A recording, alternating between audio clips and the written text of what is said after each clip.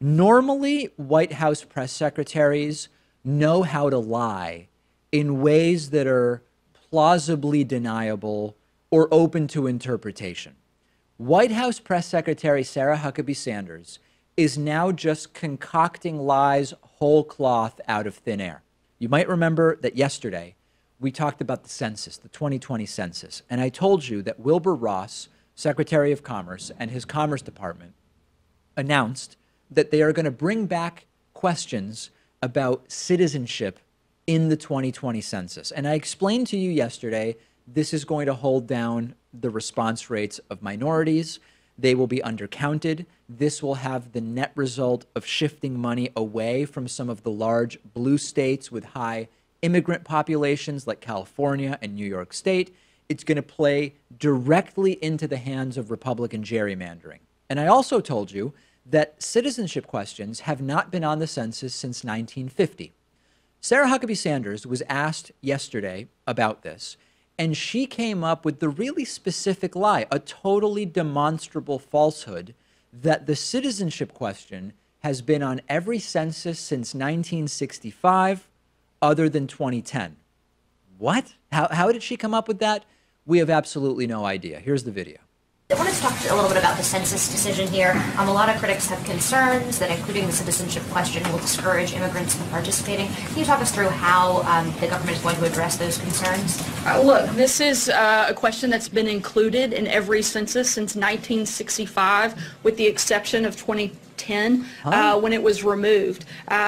We've contained this question that's provided data that's necessary for the Department of Justice to protect voters and specifically to help us better comply with the Voting Rights Act, which is something that is important and a part of this process. And again, this is something that has been part of the census for decades and something that the Department of Commerce felt strongly needed to be included again. What is the point of these briefings when it's just lies and no real answers to the questions, right? This is transparently, patently, absurdly false. And now that's the big lie, right? The big lie is, no, this has not been on every census since 1965 other than 2010. This has not been in the census at all since 1950. That was the big lie.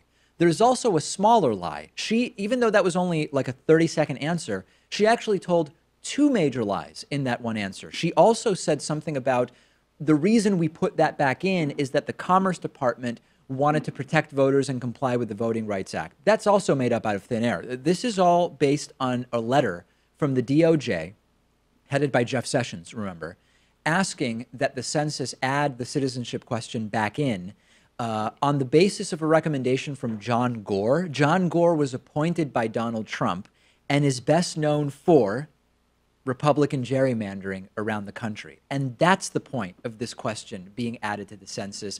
Earlier this week, the first question to the deputy press secretary was, why should we believe anything that you tell us? And I think that the first question at every subsequent press briefing should be, Sarah, at the last press briefing, you told us X, Y, and Z, all of which were lies. Will you be telling lies today? And are you willing to clarify those three lies from the last press briefing? That is how every single one of these press briefings should be handled. And I hope that today someone says to her, Sarah, yesterday you said that the citizenship question has been on every census since 65 other than 2010. That wasn't true.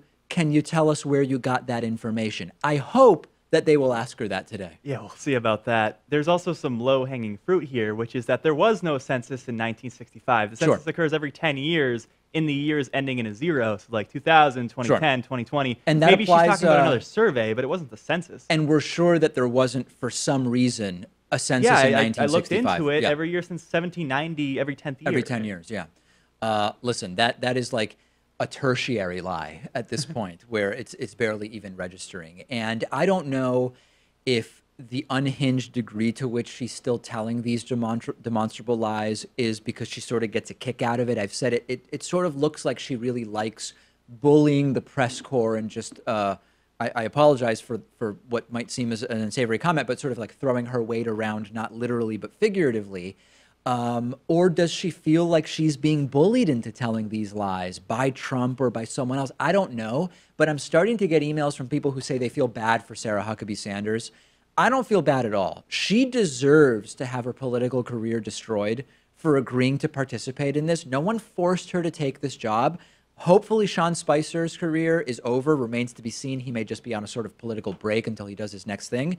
But I understand how we might all feel like some of these people are victims of Donald Trump, but she's one of the perpetrators. She may not be the top perpetrator, the perpetrator in chief, but she is a perpetrator here, and I don't feel bad for her whatsoever. I think she could be on her way out, too. I remember in the last days of Sean Spicer, we saw less and less of him and more of Sarah Huckabee Sanders. Yeah. Now it looks like we're seeing more of Raj Shah, the new guy, perhaps. Who I also think is an absolute disaster and would bring a whole new series of comedic press briefings. But yeah, I think that she is... Trump has had at least 2 instances, major instances over the last month where he's not been at all happy with Sarah Huckabee Sanders. And we'll see how long her tenure is as White House press secretary. Just making stuff up out of thin air. Discuss this with us on our subreddit at davidpakman.com/REDDIT. Next, medical professor Donald Light will join me to talk about pharmaceutical industry myths. Looking forward to that. The video you just watched was made possible by support from you. Please go to patreon.com/David Pakman Show. You can make a pledge of as little as $1 per month, and every dollar helps to support the work that we're doing, particularly in light of the YouTube ad boycott, which has been really bad.